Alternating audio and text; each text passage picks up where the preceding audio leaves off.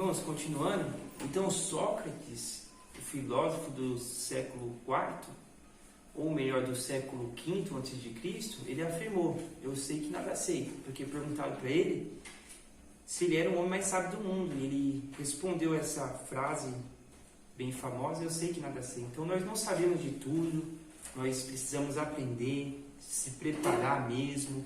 Se você tem uma chamada, invista no seu ministério, invista, né?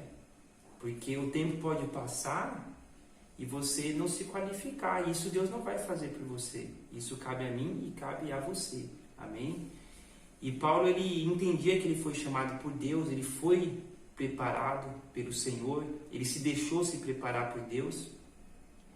E na carta aos Gálatas, ele afirma categoricamente que ele foi escolhido pelo Senhor, assim como na carta aos Efésios. Então ele foi chamado por Deus, ele não foi escolhido pelos homens, mas por Deus. Ele tinha chamada, ele entendia isso na vida dele. E é isso que a gente tem que entender quando nós temos a chamada do Senhor. A gente tem que entender que Deus nos chamou, foi Ele que nos incumbiu, Ele que nos separou para fazer uma grande obra. Então a gente tem que ter essa convicção na nossa vida, que Deus nos chamou. E Paulo, ele tinha essa convicção que ele era chamado por Deus. Nós bem sabemos que nem todo mundo tem a chamada, né? E o interessante é que a gente tem que saber aonde Deus nos chamou. Paulo sabia que Deus tinha chamado ele para ser apóstolo. Então nós temos que saber qual é o nosso papel no reino de Deus. Muitos não sabem.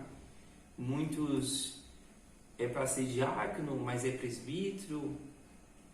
Muitos é pastor, mas é para ser cooperador ou diácono, né? Muitos que é diácono é para ser pastor, mas não é, né?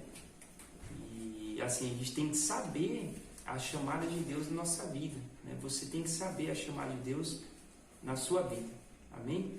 Eu quero continuar aqui no item segundo do tópico primeiro. A epístola foi escrita no período em que Paulo se encontrava preso em Roma. Ele se identifica como prisioneiro de Cristo, capítulo 3, versículo 1, o preso do Senhor.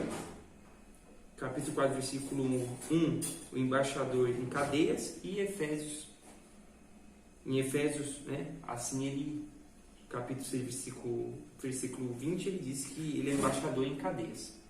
Isso indica que ele era uma carta enviada do cárcere.